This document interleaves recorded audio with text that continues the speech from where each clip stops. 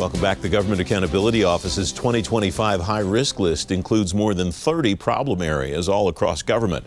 Some of those areas sync with efforts of the Department of Government Efficiency. David Walker is former Comptroller General of the United States and leader of GAO. Dave, welcome. It's great to have you on the program.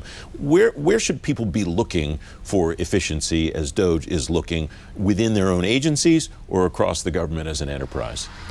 Well, thank you, Francis, for the opportunity. GAO has been issuing the high risk list since the early 1990s. There are a number of items on there that have been on there since the beginning. So you can start at the high risk list, which is a good place to do, but you can also look at areas like duplication, overlap, redundancy in government, improper payments in government, a variety of things. I think it's important to understand what DOGE is and what it isn't. It's not doing an audit. It's basically doing tactical transactional reviews using all artificial intelligence to try to identify fraud, waste, abuse, or mismanagement. It's way overpromised. You know, if you ask Grok, which is the AI application of X, which Musk owns, rather than $160-something billion in savings, it's single digits in savings that's been verified. I'm sure they'll do better than that. But we're going to ultimately have to have much more dramatic transformation. You know, only Congress can cut spending. When you count tax preferences and direct spending, 85% of spending is on autopilot. We've written a blank check for it. So we're going to have a process that will be able to facilitate making tough choices on mandatory and discretionary spending and revenues. We're going to have to do both. One of the current sitting chief financial officers at a cabinet level agency told me last week, the problem with what DOGE is attempting to do is that some member of Congress at some point in time proposed and then got into law every program that's in the federal government. And so it's going to require that level also of willingness to get rid of stuff. Is that a fair observation, do you think? Well, Dave? Congress is part of the problem and Congress needs to be part of the solution. However, Congress is a lag indicator and Congress focuses on the next election, not the next generation. Let me tell you what we need. We need the type of commission that I talked about. It's a statutory commission that will engage the American people with the facts, the truth, the tough choices, solicit input, set the table for a tough up or down vote in Congress, that learns the lessons from Simpson Bowles. Simpson Bowles wasn't set up that way, wasn't set up for success. We need a constitutional amendment that will limit how much debt as a percentage of the economy we can take on. Only a constitutional amendment can bind current and future Congresses. Switzerland's done it, Sweden's done it, Germany's done it, other countries have done it.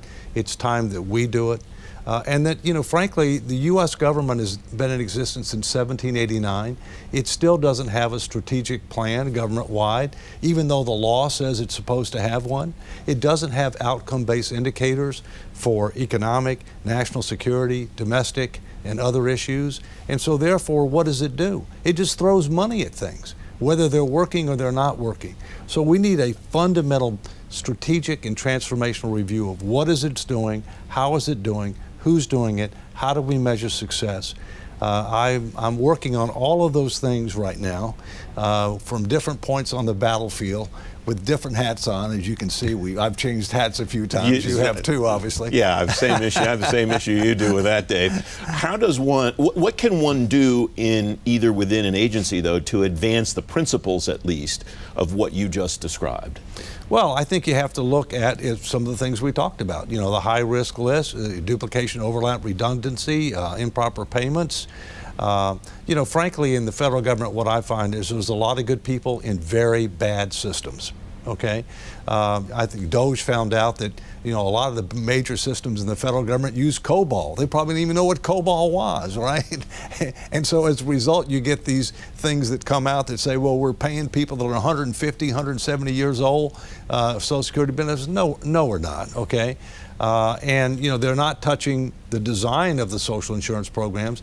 But the truth is there is a lot of fraud. There is a lot of waste. There is a lot of abuse in healthcare programs. That's where the money is. And so ultimately you're going to have to go over that, go towards those programs at some point. It's interesting that you make that point, Dave, because almost every conversation that I have on or off camera with somebody from your former agency, GAO, I almost always ask them the question about some form of data.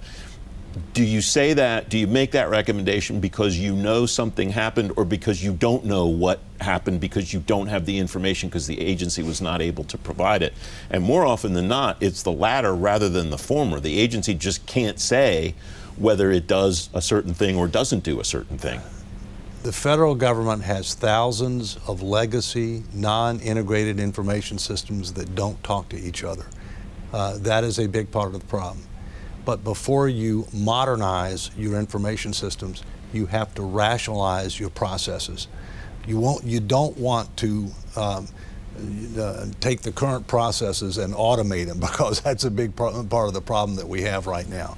I mean, I myself have been subject to tax, somebody taking my tax refund, and the IRS never should allow that to happen based upon the individual facts and circumstances.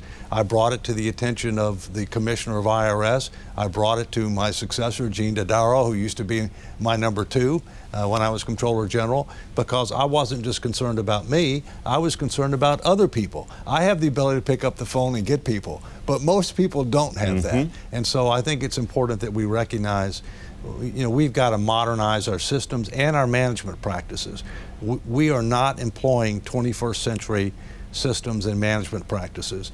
And for an entity as important and as sizable as the federal government, that's totally unacceptable. Final thought, Dave, regarding the management practices, what are the metrics that you would like to see agencies use to determine whether the management practices that they put into place are giving them the results that they want? Well, the kind of metrics I'm talking about are metrics with regard to how's the economy doing, how are we doing with regard to our foreign relations, how are we doing with regard to our national security, how are we doing with regard to a range of domestic issues, whether it's education, whether it's healthcare, whether it's immigration, whatever.